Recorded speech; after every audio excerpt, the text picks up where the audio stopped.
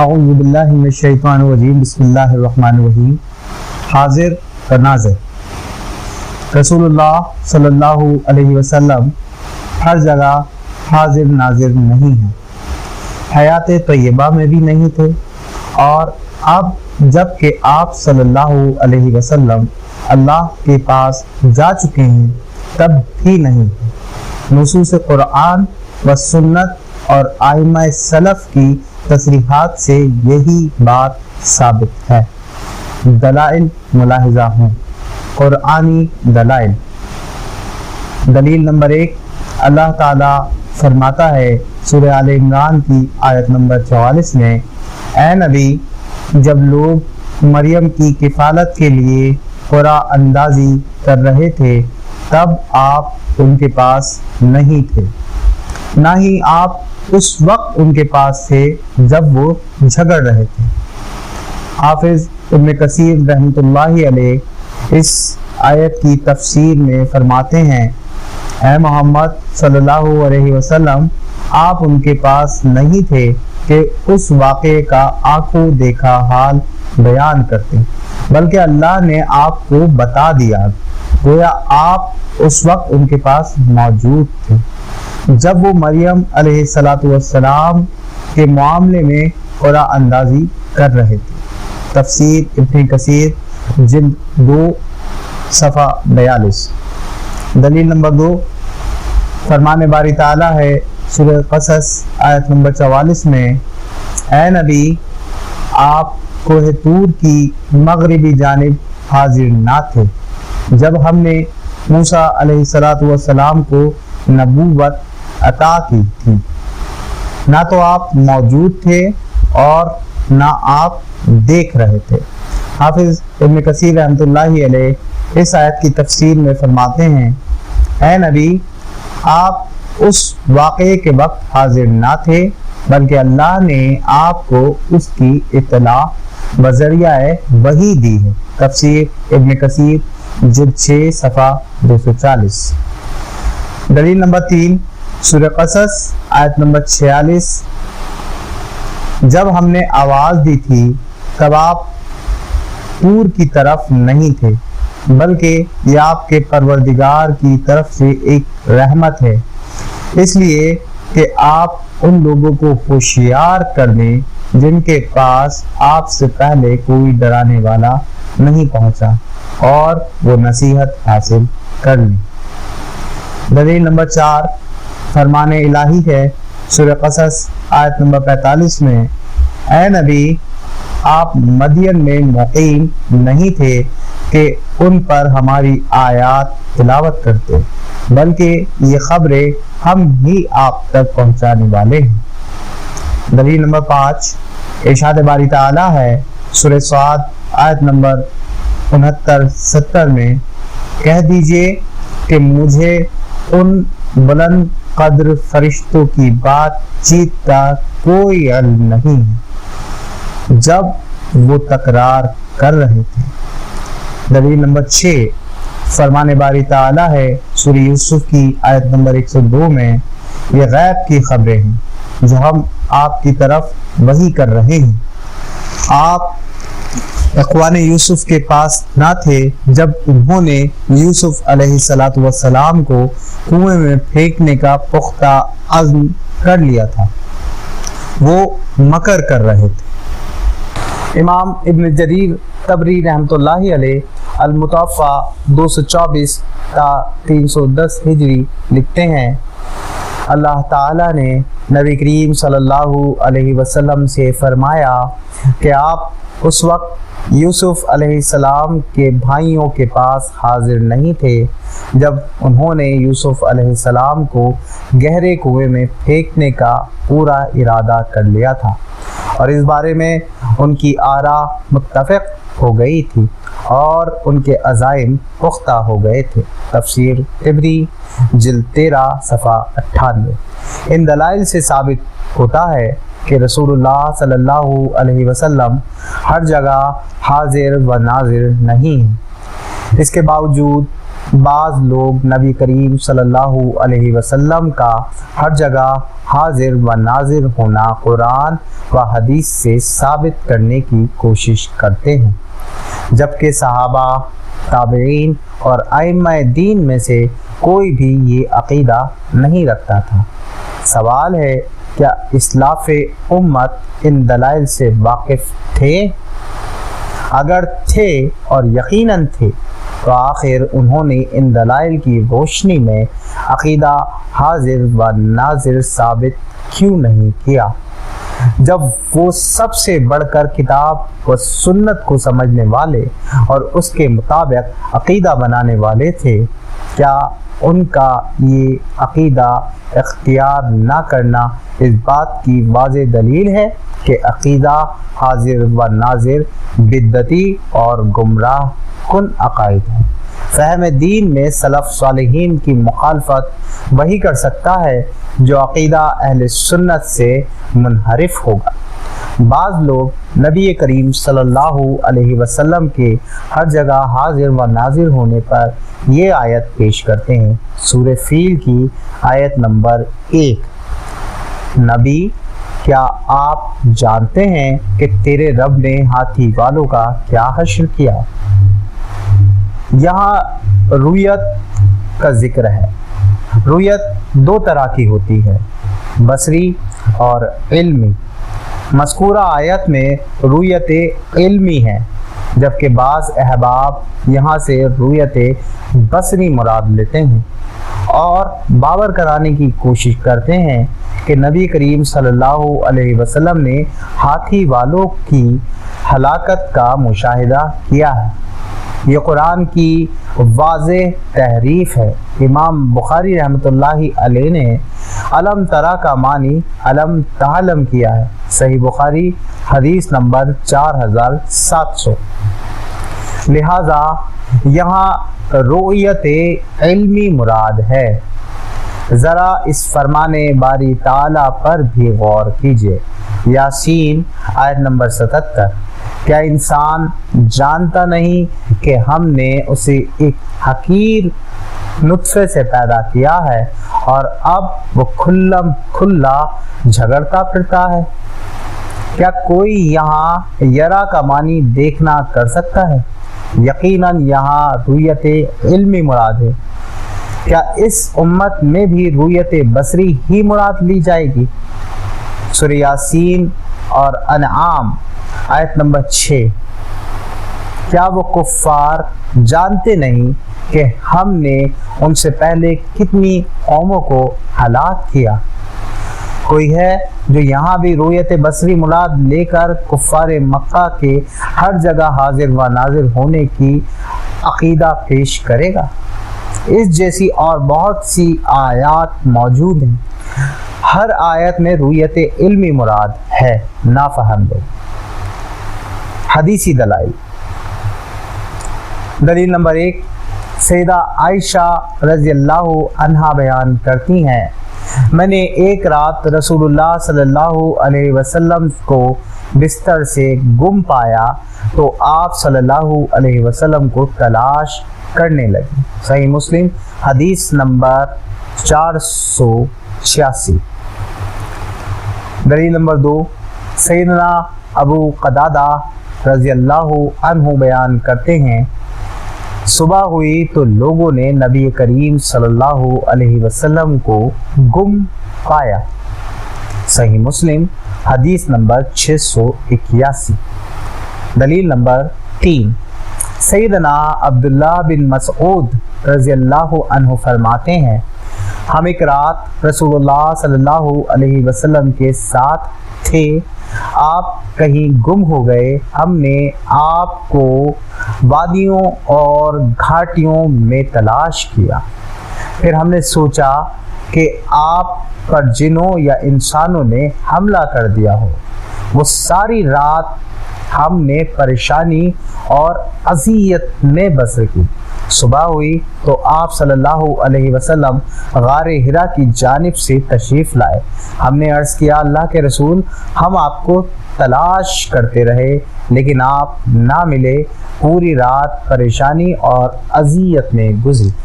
صحیح مسلم حدیث نمبر 450۔ دلیل نمبر 4، سیدنا عائشہ رضی اللہ عنہما بیان کرتی ہیں، ایک رات میں نے دیکھا کہ رسول اللہ صلی اللہ علیہ وسلم اپنے بستر پر نہیں ہیں۔ میں نے سمجھا کہ آپ کسی بیوی کے گھر چلے گئے ہوں گے۔ میں نے تلاش کیا، پھر واپس لوٹی تو آپ صلی اللہ علیہ وسلم رکوع یا سجدے میں یہ دعا پڑھ رہے تھے، سبحانک و بحمدک لا الہ الا انت۔ صحیح مسلم حدیث نمبر 485۔ دلیل نمبر 5، سیدنا ابو ہریرہ رضی اللہ عنہ بیان کرتے ہیں، رسول اللہ صلی اللہ علیہ وسلم نے ایک نماز میں کچھ لوگوں کو گم پایا۔ صحیح مسلم حدیث نمبر 651۔ دلیل نمبر 6، سیدنا ابو ہریرہ رضی اللہ عنہ بیان کرتے ہیں، ایک سیاہ فام عورت یا نوجوان مسجد میں جھاڑو دیا کرتا تھا۔ رسول اللہ صلی اللہ علیہ وسلم نے اسے گم پایا تو اس کے بارے میں دریافت فرمایا۔ صحابہ کرام نے عرض کیا اس کی وفات ہو گئی۔ صحیح مسلم حدیث نمبر 956۔ دلیل نمبر 7، سیدنا انس بن مالک رضی اللہ عنہ بیان کرتے ہیں، نبی کریم صلی اللہ علیہ وسلم نے ثابت بن قیس رضی اللہ عنہ کو گم پایا۔ ایک آدمی نے عرض کیا اللہ کے رسول، میں آپ کو ان کے بارے میں آگاہی دیتا ہوں۔ وہ شخص آیا تو دیکھا کہ وہ اپنے گھر میں سر جھکائے بیٹھے۔ صحیح بخاری حدیث نمبر 3613۔ حدیث نمبر 8، سیدنا ابو ہریرہ رضی اللہ عنہ بیان کرتے ہیں، میں مدینہ منورہ کے ایک راستے میں نبی کریم صلی اللہ علیہ وسلم سے ملا۔ اس وقت میں جنابت کی حالت میں تھا، لہٰذا چپکے سے وہاں چلا گیا اور جا کر غسل کیا۔ نبی کریم صلی اللہ علیہ وسلم نے مجھے گم پایا۔ میں جب واپس آیا تو آپ صلی اللہ علیہ وسلم نے فرمایا، ابو ہریرہ آپ کہاں تھے؟ صحیح مسلم حدیث نمبر 371۔ دلیل نمبر 9، سیدنا قرہ بن ایاس رضی اللہ عنہ بیان کرتے ہیں، ایک انصاری صحابی کا نبی کریم صلی اللہ علیہ وسلم کے پاس آنا جانا تھا۔ ان کے ساتھ ایک بچہ بھی ہوا کرتا تھا۔ ایک دن نبی کریم صلی اللہ علیہ وسلم نے ان سے فرمایا، کیا آپ اس سے محبت کرتے ہیں؟ صحابی نے عرض کیا، جی ہاں اللہ کے رسول۔ نبی کریم صلی اللہ علیہ وسلم نے اسے گم پایا تو اس کے بارے میں دریافت فرمایا۔ صحابہ اکرام رضوان اللہ علیہم نے عرض کی، اللہ کے رسول اس کا بیٹا فوت ہو گیا۔ مسند طیالسی، مسند احمد، سنن نسائی، مستدرک علی الصحیحین، جلد 1 صفحہ 374 وسند صحیح۔ اس حدیث کو امام ابن حبان رحمۃ اللہ علیہ نے حدیث نمبر 2947 کے تحت صحیح کہا ہے۔ امام حاکم رحمۃ اللہ علیہ نے فرمایا اس حدیث کی سند صحیح ہے۔ حافظ ذہبی رحمۃ اللہ علیہ بھی اسے صحیح قرار دیا کرتے تھے۔ حافظ ابن حجر رحمۃ اللہ علیہ نے اس کی سند کو صحیح کہا ہے۔ فتح الباری جلد 3 صفحہ 361۔ دلیل نمبر 10، سیدنا ابو زرع اسلمی رضی اللہ عنہ بیان کرتے ہیں، رسول اللہ صلی اللہ علیہ وسلم ایک غزوہ میں نکلے۔ جب اللہ تعالیٰ نے آپ کو مال غنیمت عطا کیا تو آپ صلی اللہ علیہ وسلم نے صحابہ سے فرمایا کوئی صحابی یہاں سے غائب تو نہیں؟ صحابہ نے عرض کیا فلاں اور فلاں نہیں ہے۔ فرمایا دیکھو کیا کوئی اور بھی ہے جو مل نہ رہے ہوں؟ صحابہ نے عرض کیا نہیں۔ آپ صلی اللہ علیہ وسلم نے فرمایا جل پیپ نظر نہیں آ رہے، انہیں مقتولین میں تلاش کرو۔ صحابہ اکرام نے تلاش کیا تو انہیں 7 کفار کے پہلو میں پایا جنہیں جلپیپ رضی اللہ عنہ نے قتل کیا تھا، پھر کفار نے انہیں شہید کر دیا تھا۔ مسند احمد جلد 4 صفحہ 422، صحیح مسلم حدیث نمبر 2472۔ ان دلائل سے واضح طور پر معلوم ہو رہا ہے کہ رسول اللہ صلی اللہ علیہ وسلم اپنی حیات مبارکہ میں بھی ہر جگہ حاضر و ناظر نہ تھے۔ آپ صلی اللہ علیہ وسلم صحابہ اکرام سے اور صحابہ اکرام آپ صلی اللہ علیہ وسلم سے گم ہو جایا کرتے تھے۔ اگر آپ صلی اللہ علیہ وسلم ہر جگہ حاضر و ناظر تھے تو ایسا کیوں ہوتا تھا؟ حدیث نمبر 11، سیدنا مغیرہ بن شعبہ رضی اللہ عنہ بیان کرتے ہیں میں نبی کرم صلی اللہ علیہ وسلم کے ساتھ ایک سفر میں تھا۔ آپ صلی اللہ علیہ وسلم نے فرمایا مغیرہ پانی والا برتن پکڑو۔ میں نے برتن پکڑ لیا، پھر آپ صلی اللہ علیہ وسلم چلتے گئے حتیٰ کہ مجھ سے چھپ گئے اور قضائے حاجت سے فارغ ہوئے۔ صحیح بخاری حدیث نمبر 363، صحیح مسلم حدیث نمبر 274۔ کیا جو شخص دوسروں سے اتنا دور ہو جائے کہ ان کی آنکھوں سے اوجھل ہو جائے وہ ہر جگہ حاضر و ناظر ہوتا ہے؟ عقلی طور پر بھی یہ محال اور ناممکن ہے کہ رسول اللہ صلی اللہ علیہ وسلم ہر جگہ حاضر و ناظر ہوں، کیونکہ ہر جگہ میں تو گندگی اور غزالت والی جگہیں بھی شامل ہیں، نیز لوگوں کی خلوت گاہیں اور ایسی جگہیں بھی شامل ہیں جن کو ایک عام مسلمان بھی دیکھنا پسند نہیں کرتا۔ کسی مسلمان کے لیے کیسا ممکن ہے کہ وہ آپ صلی اللہ علیہ وسلم کے اپنے پاس حاضر و ناظر ہوتے ہوئے اپنی زندگی کے سارے معاملات کو انجام دے سکے؟ بہت سے جائز معاملات ایسے ہیں کہ ایک مسلمان مر تو سکتا ہے لیکن ان کو کسی دوسرے مسلمان بھائی کے سامنے بھی انجام نہیں دے سکتا، چہ جائے کہ رسول اللہ صلی اللہ علیہ وسلم کے حاضر و ناظر ہوتے ہوئے وہ ایسا کرے۔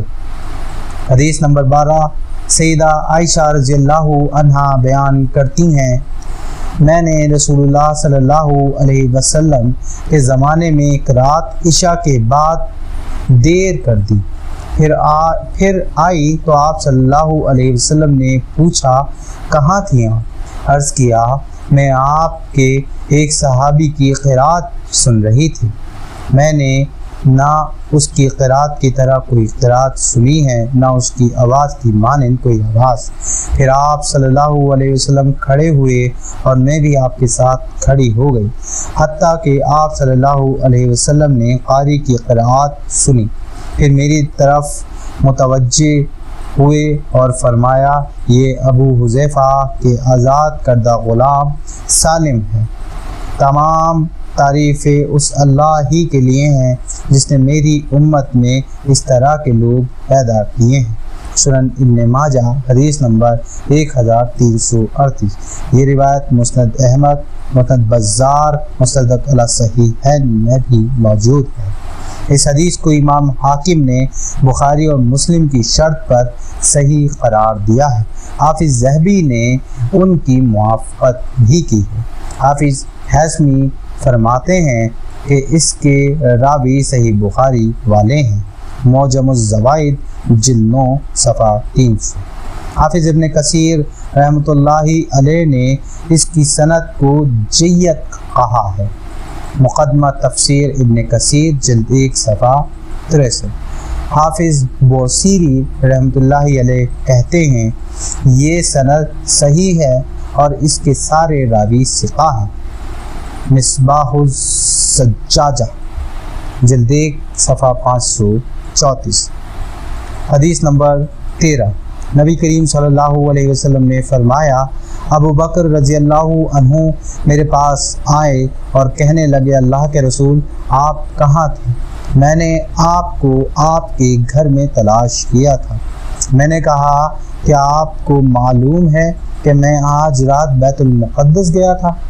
معجم الکبیر الطبرانی جلد 7 صفحہ 283، حدیث نمبر 7142۔ تہذیب آثار الطبری، مسند بزار اور دلائل النبوہ للبہقی میں بھی یہ روایت موجود ہے اور امام بہقی رحمۃ اللہ علیہ اس کی سند کو صحیح کہتے ہیں۔ حدیث نمبر 14۔ رسول اللہ صلی اللہ علیہ وسلم نے غزوہ احد کے موقع پر سعد بن ابی وقاص رضی اللہ عنہ سے فرمایا، سعد آج آپ کہاں تھے؟ مصدق علی صحیحین للحاکم جلد 3 صفحہ 26، حدیث نمبر 4314۔ وسند حسن۔ قارئین کرام، آپ ان قرآنی آیات مبارکہ اور صحیح احادیث نبویہ پر غور کریں اور خود فیصلہ کریں کہ رسول اللہ صلی اللہ علیہ وسلم کے حاضر و ناظر ہونے کا عقیدہ قرآن و سنت کے موافق ہے یا مخالف ہے۔ اللہ تعالیٰ نے خود آپ صلی اللہ علیہ وسلم کے مختلف مقامات پر ہونے کی نفی کی ہے۔ اسی طرح خود رسول اکرم صلی اللہ علیہ وسلم صحابہ کرام سے استفسار فرماتے تھے، آپ کہاں تھے؟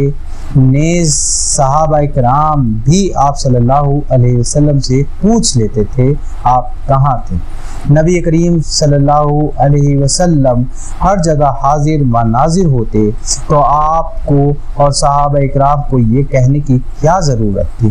پھر حاضر و ناظر کا عقیدہ رکھنے والے یہی حضرات علم غیب کا عقیدہ بھی رکھتے ہیں۔ بھلا جو کسی جگہ موجود ہو وہاں کی بات اس کے لیے غیب کیسے ہوئی؟ علم و عقل کا کیا تقاضا ہے؟ قرآن و حدیث کس طرف رہنمائی کرتے ہیں اور حق اور انصاف کی پکار کیا ہے؟ فیصلہ آپ پر ہے۔ دعا ہے کہ اللہ تعالی ہمیں راہ حق پر گامزن فرمائے، آمین یا رب العالمین۔